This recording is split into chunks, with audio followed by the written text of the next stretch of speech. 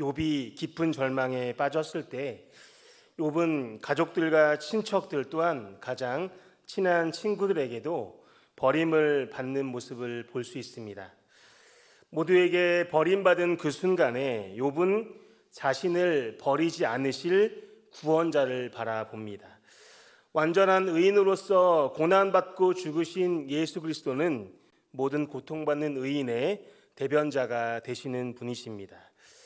1952년에 캐나다 마니토바라는 주가 있는데 그곳 위니백에서 태어난 데이비드 밀가드라는 사람이 있었습니다. 이 사람이 1969년에 17살의 나이에 또 다른 10대의 친구 2명과 함께 차를 타고 다른 주에 살고 있는 친구의 집으로 여행을 가게 됩니다. 공교롭게도 이 다른 주에 사는 그 친구 집 근처에서 20살에 그 당시 간호보조원으로 일하던 게일 밀러라는 이름을 가진 여자의 시체가 눈더미 속에서 파묻힌 채로 발견되게 됩니다. 캐나다 경찰은 이 밀가드 이 사람을 살인사건의 범인으로 지목하게 됩니다. 증거가 불충분하였음에도 불구하고 이 경찰들의 강요와 거짓으로 자백하게 된 이 밀가드 씨는 결국 살인죄 죄목으로 종신형을 선고받게 됩니다. 이후에 이 밀가드 씨는 23년이라는 긴 시간 동안을 감옥에서 보내게 됩니다. 그러나 그의 어머니와 가족들은 이 밀가드 씨의 누명을 벗기기 위하여서 계속해서 노력하였습니다. 그러던 지난 1992년에 이 살인 사건에 대한 새로운 재판이 다시 한번 열리게 되었고 이 사람은 감옥에서 석방되게 됩니다. 실제 이 살인을 저질렀던 사람은 밀가드가 찾아갔던 이 친구의 집 지하에서 새를 들어서 산 사이코패스 연쇄 살인범이었다고 합니다. 이후에 1997년이 되어서야 정식적으로 무죄 판결을 받게 됩니다. 이 밀가드 씨가 종신형을 선고받은 지 무려 28년이 지난 후의 사건입니다. 이 밀가드 씨가 17살에 감옥에 들어가서 23년을 감옥에서 보냈으니까 그의 10대와 20대, 30대를 모두 다 감옥에서 보내야 했던 것입니다. 자신이 한 번도 본 적도 없는 사람을 살인했다는 누명을 뒤집어 쓰고 억울하게 종신형을 받고 감옥에서 벌을 받아야 했으니 얼마나 억울했을까요?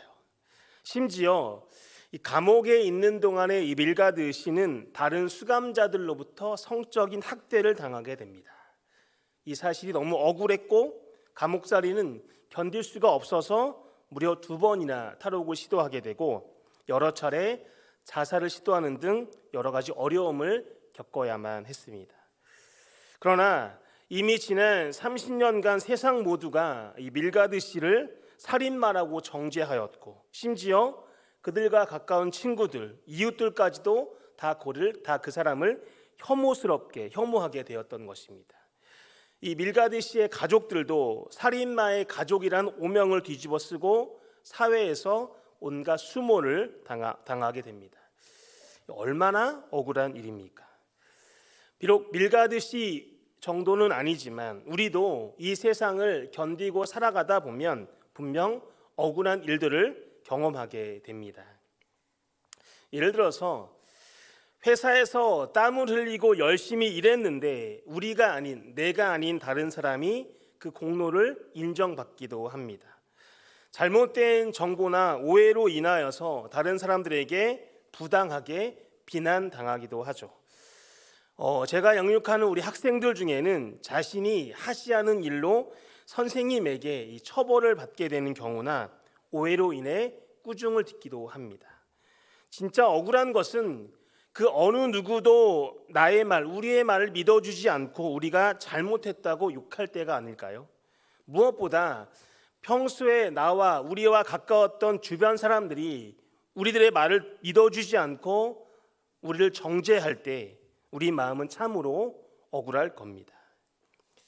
1절부터 20절에 보게 되면 욥이 자신을 정죄하는 친구들을 책망하는 모습을 볼 수 있습니다. 욥기에 등장하는 욥의 상황이 바로 앞서 소개한 이 내용과 같습니다. 성경에 기록되어져 있는 대로 동방에서 가장 부유했던 욥이었습니다만 지금 욥의 모습은 갑자기 일어난 이 불상사로 인하여서 전 재산을 다 잃어버린 모습입니다. 또 같은 날에 갑자기 찾아온 재앙으로 인하여서 10명의 자녀들이 다 건물이 무너짐으로 말미암아 압사당해 죽습니다. 이것도 모자라서 욥에게는 심각한 피부병이 찾아오게 되죠. 온몸에 종기가 나서 견딜 수 없는 이 가려움증이 욥을 몹시나 괴롭혔던 것입니다. 욥의 이 세 친구들은 이 모든 상황들을 종합해 본 후에 이것은 분명히 욥이 너무나도 큰 죄를 저질렀기 때문에 하나님께 욥이 책망을 받는 것이라는 결론을 내리고 욥이 죄인이라고 욥을 정죄합니다. 욥은 이 상황이 매우 억울했습니다. 왜냐하면 욥은 평생 그 어느 누구보다도 하나님을 열심히 섬겨왔고 정직하고 성실하게 살아왔기 때문입니다. 그러나 욥의 세 친구들은 그의 이야기를 들어줄 마음이 전혀 없었습니다. 이 세 친구들은 끈질기게 욥에게 어서 죄를 고백하라고 추궁하고 욥이 자신의 죄를 회개해야 하지만 그에게 회복의 소망이 주어질 수 있다라고 욥을 은근히 죄인 취급하며 몰아가면서 책망했던 것입니다. 욥의 억울함은 극에 달하게 됩니다. 이 참다 못한 욥이 화가 나서 그의 친구들에게 어떻게 말했는지 우리가 욥기 19장 2절과 3절 말씀을 함께 읽어보겠습니다. 읽습니다. 너희가 내 마음을 괴롭히며 말로 나를 짓부수기를 어느 때까지 하겠느냐. 너희가 10번이나 나를 학대하고도 부끄러워 아니하는구나 라고 기록되어져 있습니다. 욥은 큰 아픔에 빠진 자신을 위로하기는 고사하고 오히려 말로 정죄하고 조롱하듯이 이 책망하고 있는 친구들을 제발 좀 멈추어 달라고 부탁합니다. 풀어서 얘기하면 이 말입니다. 그대들이 언제까지 내 마음을 괴롭히며 어느 때까지 말로써 나를 산산조각 내려고 합니까? 이미 나를 10번이나 모욕했거늘 그렇게 고통에 빠진 나를 학대하고도 여러분이 나의 친구라는 사실이 부끄럽지 않습니까? 라는 기록이죠. 내 주변에 혹시 어려움에 빠진 친구가 있습니까? 혹시 눈물을 흘리고 있는 친구가 있습니까? 만약 그렇다면 성급하게 말로 위로하려고 하다 보면 오히려 상대방의 마음을 더욱 아프게 만들 수도 있다는 것입니다. 고난당하고 고통당하고 있는 친구가, 울고 있는 친구가 내 옆에 있을 때 무슨 말을 해야 할지 모를 때에는 그냥 가만히 입을 닫고 상대방 곁에서 함께 울어주고 함께 시간을 보내주는 것이 최고의 위로의 방법입니다.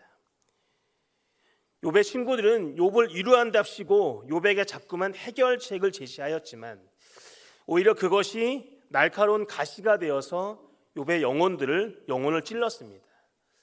마치 눈에 매운 연기를 피우는 꼴이었고 입에 식초를 붓는 꼴이었고 상처에 소금을 뿌리는 꼴이었습니다.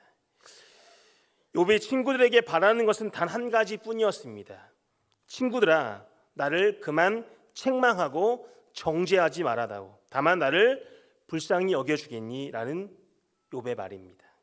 우리 욥기 19장 20절 21절 말씀을 같이 한번 읽겠습니다. 내 피부와 살이 뼈에 붙었고 남은 것은 겨우 잇몸뿐이로구나. 나의 친구야, 너희는 나를 불쌍히 여겨다오. 나를 불쌍히 여겨다오. 하나님의 손이 나를 치셨구나. 이 욥은 계속되는 친구들의 책망에 너무나도 지쳤습니다. 이 세상에 아무도 내 편이 없다라는 그 사실이 욥의 마음을 더욱 힘들게 만들었던 것입니다. 그렇다면 욥은 자신을 정죄하면서도 구체적인 죄목을 말하지 못하는 친구들에게 뭐라고 항변하냐면, 사실 욥의 친구들은 욥을 정죄하고 있으면서도 욥이 어떠한 죄를 구체적으로 지었는지 찾아내지 못하였습니다. 이 욥의 세 친구들은 단지 욥이 어떤 큰 죄를 지어서 하나님께 벌을 받고 있는 것이라고 추측하고 추정하고 단정지으며 욥을 정죄하고 있었을 뿐입니다. 이에 욥은 자신을 정죄하지만 정작 그 어떤 구체적인 제목을 말하지 못하고 있는 친구들에게 욥기 19장 5절 6절에서 다음과 같이 이야기합니다. 너희가 참으로 나를 향하여 자만하며 내게 수치스러운 행위가 있다고 증언하려면 하려니와 하나님이 나를 억울하게 하시고 자기 그물로 나를 에워싸신 줄을 알아야 할지니라 라고 고백하고 있습니다. 성경을 풀어서 19장 5절 6절 말씀을 풀어서 우리의 언어로 말씀드리면 이 말입니다.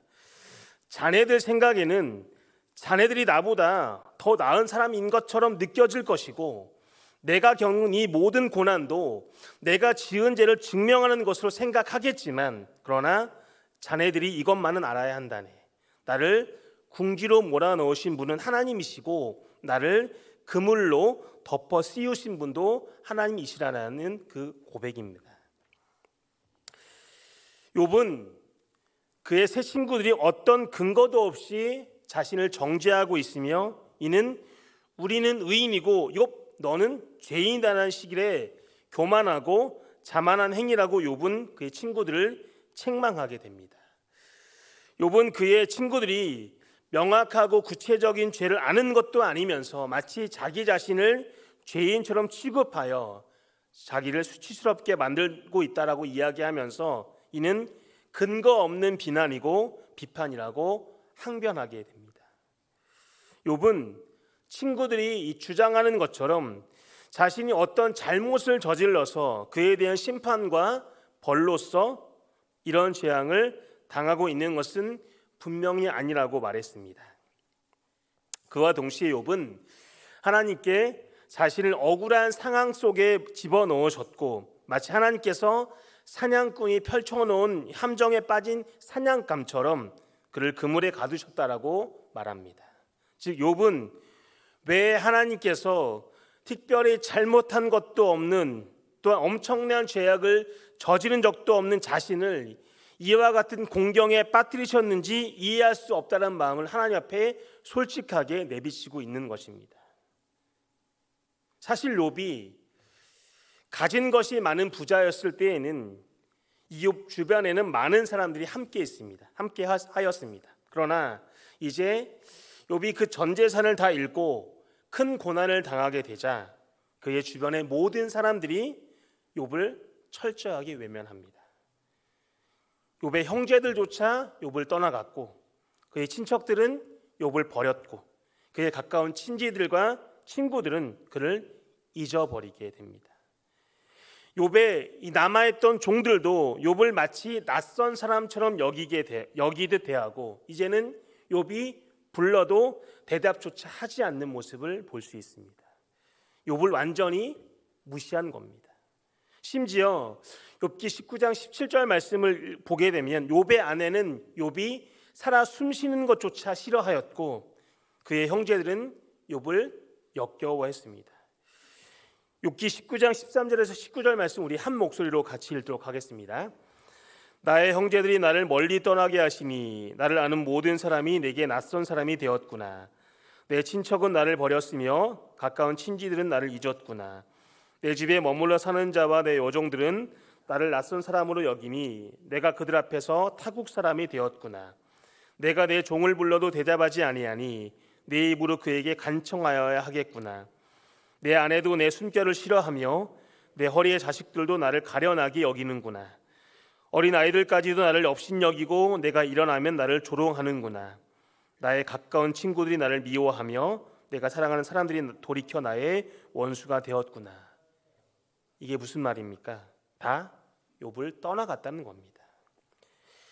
욥이 돈도 많고 잘 나갔을 때에는 다 욥에게 찰싹 붙어 있었는데 이제 욥에게 큰 재앙이 일어나게 되자 모두가 다 하나같이 욥을 무시하고 욥에게 등을 돌리게 됩니다. 평상시에 내가 가장 친한 친구라고 가까운 친구라고 생각했던 사람 중에 내가 고난을 당하게 되면 마치 이처럼 외면하고 남의 일인 듯 우리를 멀리하는 사람들이 더러 있습니다. 우리는 고난 당하고 있을 때 비로소 진짜 나의 친구가 누구인지 깨달을 수 있습니다. 성경 속의 욥을 보시기 바랍니다. 평생을 함께 살아온 그 아내도 욥이 고난 당하게 되자 욥을 저주하고 떠나게 됩니다. 욥의 형제들과 가족들과 친지들 모두 다 욥을 외면하게 됩니다.